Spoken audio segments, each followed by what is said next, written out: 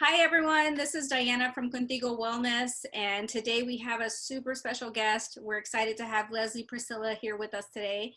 She's from Latinx Parenting, and if you aren't following her on Latinx Parenting on Instagram, you need to do so. She's got some great content. She's going to talk to us today about decolonizing our families and the movement to end Chancla culture.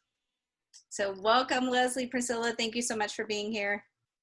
Thank you, Diana. I really appreciate the invitation and I'm really happy to be here. I want to just start off with the acknowledgement that sometimes when we think about the La Chancla in Latinx families, it's funny, right? Like people laugh when we watch videos about moms throwing La Chancla at their children.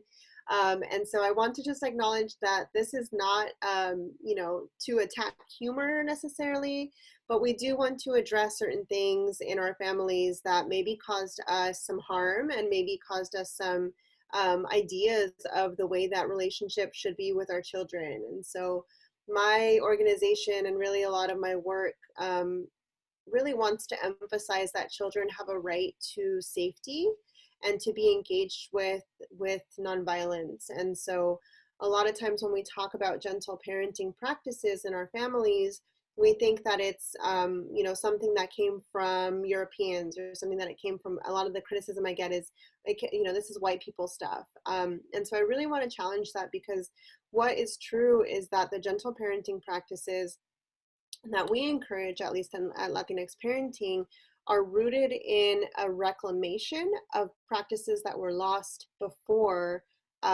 colonialism. And so colonialism actually is the reason that a lot of the practices that are very much power over our children came to be. And so I think once we start to understand a little bit of the history around these uneven power dynamics and very oppressive strategies over children that we see in many cultures, but I'm specifically speaking about Latino or Latinx culture, we'll see that this does not inherently belong to us. And so as we are beginning to engage in more gentle parenting, more compassionate parenting, more nonviolent parenting, we're actually reclaiming and we are decolonizing our families. And so this is what I view as the way to raise our future ancestors who are going to take care of their families and to take care of this land. And so I'm going to just go through some tools and some strategies. But first I want to really go over like a step-by-step process about how we do this. How do we engage in this movement to end Chancla culture and to decolonize our families? And so one of the first things that I suggest is to just really honestly acknowledge, just recognize that a lot of times we were not raised in the way that valued us as children, that valued our needs, or that validated our feelings. And so I want to really encourage us to obviously respect our parents. We love our parents loved us. And many times they did not have the tools or the strategies or the resources or the ability or the energy to be able to meet our needs the way that we deserved. And so there's no shame and there's no blame around that. Part of nonviolence is not only giving compassion to our children, it's giving compassion to ourselves, and it's expressing compassion, if we can, to our parents for whatever situation that they were bringing us up in. And so the first is going to be acknowledging that we were hurt, and feeling that grief. I think that there's a movement also to decolonize grief and to really feel that sadness, that maybe there were missed opportunities for connection with our parents or with our caregivers. And so feeling the grief is going to be something that is important to our process and to our healing. And it's not just the grief around not receiving what we needed from our parents, but also the grief around what created the conditions for there to be disconnection between us and our parents. And so many of the reasons for which our parents were not supported were because of things like systemic racism, were because of things like, the travesty of the way that immigration has gone for many decades, the traumas of assimilating and of acculturating into this culture.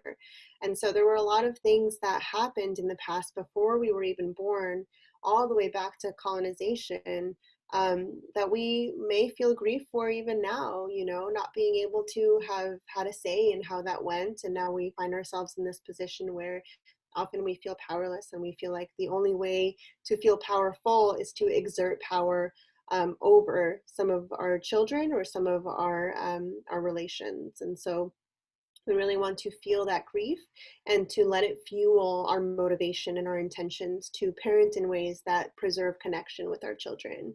And so, again, we want to bring compassion inward and forgiveness inward for any times, any situations that we've been in where we did not parent in alignment with the ideas of connection and nonviolence. And so, obviously, we all want the best for our children, and we all want to make sure that they are raised in a good and healthy way. And there are many things that we do that is parenting for the short term and not for the long term. And so when I talk about raising future ancestors, we're really talking about raising children that are going to have this, innate sense of worth, innate sense of value. And the way that we develop that for our children is to be able to give it to them now that they're young. We want them to feel valuable. We want them to feel like they are contributors. We want them to be able to tell us no when they don't when they don't feel like something we're telling them is in alignment with what they want to do. And again, this is not to say that we're going to let them do everything that they want to, because we definitely want to be able to guide them in a healthy way. But we want to also raise liberated children who are able to speak their needs and to speak whatever they're feeling. And so whenever we don't act in alignment with that, we want to be able to bring compassion and forgiveness to ourselves so that we can model that for our children and we can move on. Setting loving boundaries is something that I just spoke of. So when we talk about setting boundaries with our children, it's not just about teaching them a lesson or teaching them the right way to be. It's about teaching them how to create boundaries, right? How do we develop healthy limits with them, and then how do we develop healthy limits with our family members? And so we have to really be very honest about the ways that maybe our families still impact us, or people that we're in relationship with. How, if I have a friend who is constantly complaining, but doesn't want to go to therapy or doesn't want to, work through their processes, is that going to be healthy for me to constantly be tending to that person versus being present with my children? And so setting loving boundaries also has to do with not only the boundaries that I set with my child, but the boundaries that I set with others as well. And then we turn compassion outward. And so that doesn't mean that we don't set boundaries with people, right? But it just means that we understand that all behaviors are communication, and they're all an attempt to meet a basic human need. And so that's essentially the practice of nonviolence, is this understanding that when we see a person and we look at their behaviors, there are feelings underneath those behaviors. There are other conditions occurring at the same time, and underneath all of those are needs that are trying to be met, whether it's safety, autonomy, connection, feeling felt, validation. We want to be able to turn compassion outward and make sure that we are supporting our children in feeling felt and in being seen. And learn the shadows and the thorns you carry. And so many people call these triggers, or the things that activate us and activate our nervous system. And so what are the things that come up for me when my child tells me no? What is coming up for me when my child, one of the things that happens with me is my daughter will lean on me. She's 8.5 years old, and she'll lean on me. And after a while, it really starts bothering me. And so I really have to ask myself, why is it bothering me? Is it something that I just really don't like from my own preferences, or is it something that is triggering me? And so the way that I understand it is by really tuning into my body and to know, where is this shadow, where is this thorn coming from?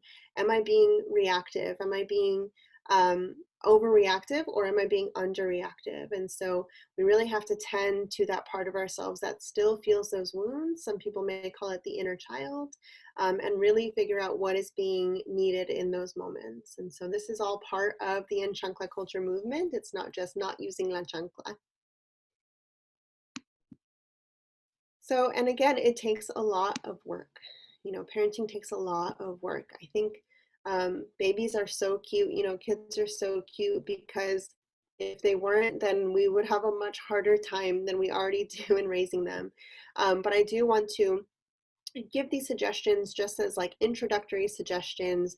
If you are a parent and you are wanting to really know how to do this work, then I highly encourage you to familiarize yourself with reparenting work and inner child work. And so what reparenting is what I was just talking about, is recognizing that there is an inner child within us that is still needing a lot of love, a lot of connection, a lot of validation, and being seen. And so when we practice reparenting, we think about an inner child, but we also think about an inner parent who is able to meet those needs for that child. And so sometimes if I'm getting too activated, my inner parent may step in and say, okay, you know what, you're actually needing some space right now. You know, you need to put yourself in a timeout right now. You need to go and just take some breaths. I may need some discipline sometimes, you know, if I'm like in the freezer and I'm eating too much ice cream, my inner child is like, I want all the ice cream. And my inner parent has to say, okay, you know, that's enough ice cream for now. And so it's not just giving my inner child everything it wants. It's what do we need? You know, what is it that I truly, truly need? And seeing the hope for healing in ourselves. You know, I think a lot of times when I'm feeling really helpless and really like I don't know what to do in certain moments, what carries me forward personally is hope. You know, hope that I have healed so much so far, hope that there is always another way to do things, hope that there's another time that I might be able to do things better. I mess up a lot. I don't have the expectation that I'm going to not mess up, because then I would be very, very disappointed. I think I mess up every day, at least once, with my child. Um, and so there's this idea that we're going to forever scar our children if we do the wrong thing. And so I don't believe that. I believe in the hope of doing things better the next time.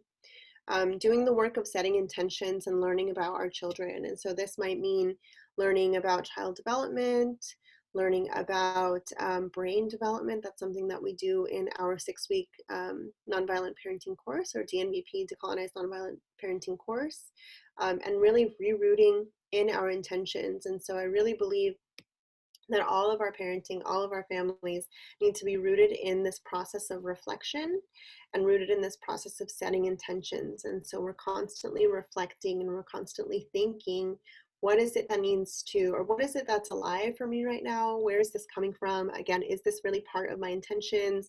Is this coming from something in my childhood? And so we want to be very reflective throughout this process, and we want to continue setting intentions. Um, you know, the hope that I give really is like, you can set a new intention as often as you can, as often as you feel is needed. But the intentions also need additional information sometimes, and the intentions also need additional resources sometimes, and support, a lot of support. We can't do this without the support. And so, you know, learning about ourselves, learning about our children is going to be a really big part of it, and setting the intentions that are going to benefit both of us in the long term, and benefit our communities. Because again, it's not just about the parent-child relationship. It's also about, how is this impacting my larger community? How is this impacting the future? How is this impacting, you know, my larger family? And so thinking about it as these moments or opportunities that I have to better not only my relationship with my child, but these are things that are going to be investments in bettering the world. One of the really crucial parts of this work has been to create spaces in which community can be developed. And so often we are used to doing this alone. And, you know, prior to colonialism, we really relied on each other, and we really made sure that our, you know, our villages were there. Even in my grandmother's generation, she had her comadres all around, and the children were able to play and be free. And we really have lost the sense of community and the sense of collectivism, especially those of us that are children of immigrants who have come here and lost so much of their communities, you know, in their countries. And so asking for support and not feeling like we're burdens is going to be what it takes for us to be supported, and to build community. And so making sure that we experience that vulnerability of being in relationship with each other, and, you know, seeing hope in our children, seeing hope in future generations. I can't tell you how beautiful it has been to really see these, so many parents on social media especially have been resonating with this idea of decolonizing our families and to raise future ancestors in a way that is nonviolent and in a way that really honors the child and sees them as whole beings, which is how our ancestors raised children, and sees them as contributors and collaborators in our lives. And so we see, so much hope in our children and so much hope in future generations who are really honoring their feelings and honoring operating from a heart space. And so for me, part of decolonization is very much not always trying to reason about things, not trying to, figure out the ways that my child works by, focusing on like the formula to get them to do what I want. It's really operating from a place of heart and a place of wanting to attune to them and wanting to really tune into who they are. How can I best serve the unfolding of who my children are? And I have a lot of hope in that practice. And again, it's going to take so much practice. People have been in our coaching circles or in our classes, and they're like, well, this is really hard. This is really hard. How do I keep going? And it's practicing self-compassion. It's practicing all of the things that we have talked about so far. And when we're not able to continue practicing because we are getting too activated, or we yell, or we do use la chancla, or we do spank, then we figure out ways that we can repair that relationship. And so often when we were being raised, we didn't have parents, some of us, that apologized and that told us, I messed up and that's not in alignment with my intentions. Most of the time, a lot of us were told that we deserve to be hit or we deserve to be punished. And so we really have to really reparent our inner child and let them know that they are safe and that they did not deserve harm. So that's the first part. And then we repair with our outer children as well. And so talking to them and making sure that we let them know that we messed up. We're human and they're seeing that we're human, but how do we come back? How do we come back from those mistakes that we make? And so that is really, in a nutshell, something that Latinx Parenting talks about a lot. And these are all processes. I mean, we have like an 8-week reparenting series and a 6-week parenting series, and we do our coaching circles. And this is going to take a lot of work and a lot of intention, again, and a lot of reflection. And so I do hope that you'll put some of these into practice, or that you have come away with some kind of strategy, or at least a little bit of hope for the way that we parent, and know again that this is not just about what happens within our relationships with our children, but this is for the future, and this is for our environment, and this is for social justice, not just for our children, but for all people. And so I hope that it has met a need for you. Thank you so much, Leslie, Priscilla. This is so great. So much really good information, and right to the point. I did have a question. When you talked about setting loving boundaries, which can be really challenging for parents, can you give an example of what that might look like to set loving boundaries? Yeah, so I think sometimes we hesitate to set any boundaries because we're afraid of our children having really, really big emotions about it, right? And so if my child wants like a piece of candy, and I don't want my child to have a piece of candy because they just brushed their teeth and it's bedtime and I need them to get rest, they're not always going to say, I understand, I understand why you don't want me to have candy right now. They're going to cry, they're going to have these really big emotions when we try to set a limit. And so that might look like just letting them know we're not going to have candy, we're not going to do XYZ today, and allowing for that feeling to emerge. Because so many of us were not allowed to cry safely as children, we may just give in and we may say, just, go ahead, whatever, I don't care. I just don't want to hear it. I just don't want to hear it. Right. And so in order to set healthy, loving boundaries, we can do it in a way where we set the limit and we hold space for the feelings that come afterwards. I'm so sorry, sweetie. I know you didn't want, you didn't want to go to bed. I know you really want that candy. I know, I can hear how sad you are right now. And so really we're giving them emotion language and emotion vocabulary to navigate their feelings, but we're still holding that limit. Right, right. Sorry.